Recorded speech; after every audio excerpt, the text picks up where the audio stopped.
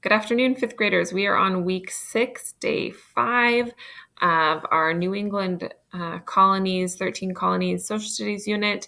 And today we're going to learn even more about slavery and what that looked like in the New England colonies. So you should have this Newsella article in your packet, and we're going to read through it, and then you can work on answering the comprehension questions on your own. Okay, here we go. Conversations about slavery in America frequently center on the American South and the Civil War. Yet the roots of American slavery go much deeper than that. They extend all the way back to the original British colonies in North America. Some, like New England, would become known for their abolitionist leaders. They fought against slavery and helped freed and escaped Southern slaves. However, the New England colonies also had a history of using slave labor to build their economies. The origins of American slavery. The concept of slavery was hardly a new one to the English colonists who first came to America. It had been practiced in Europe for more than 100 years. In 1619, colonists brought enslaved Africans to Virginia. This was the beginning of a slave trade between Africa and North America, based on the social norms of Europe. Slavery grew quickly in the South because of the region's large plantations. However, slavery in New England was different. New England did not have large plantations for growing crops. Here, it was more common to have one or two enslaved people working for a household, business, or small farm. Enslaved people often learned special skills and crafts. New England's forced laborers. Part of the reason slavery developed differently in New England was the culture of indentured servitude. This practice also came from England.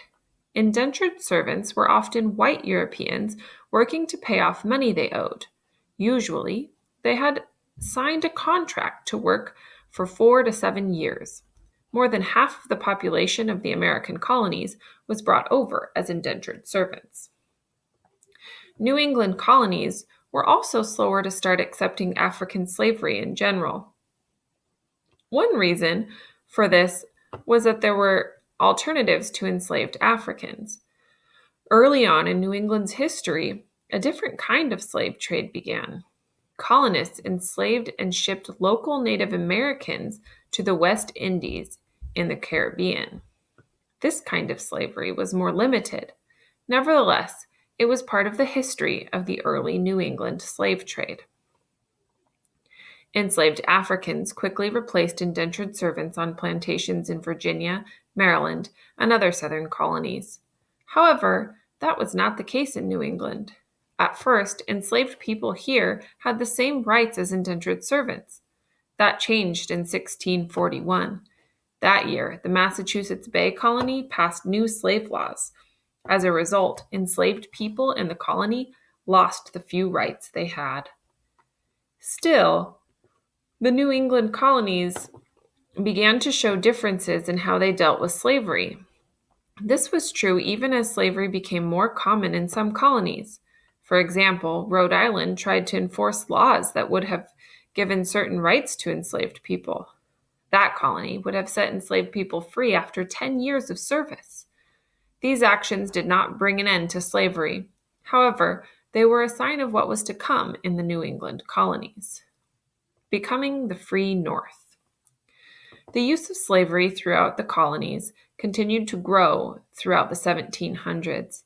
As time passed, the colonies moved closer to revolution against England. There was a growing trend of questioning slavery in New England. Enslaved people who fought in the Revolutionary War were offered their freedom. As a result, the number of freed slaves in the region grew. Religious groups, like the Quakers, began the first anti-slavery movements in New England. These early movements were very important. They would later develop into the abolitionist movements of the 1800s that spread across the United States. New England governments began to step in as well. Connecticut and Rhode Island outlawed active slave trades. However, few colonial leaders wanted to fully get rid of slavery at the time. It was not until late into the Revolutionary War period that the former New England colonies began outlawing slavery fully. Vermont was first, followed by Massachusetts. New Hampshire, Connecticut, and Rhode Island. By 1800, all New England states were free states. All right, so here are the quiz questions, the comprehension questions. Go ahead and read them carefully, read all the answers carefully, and see if you can find the best answers. Good luck and do your best, and I will see you guys soon.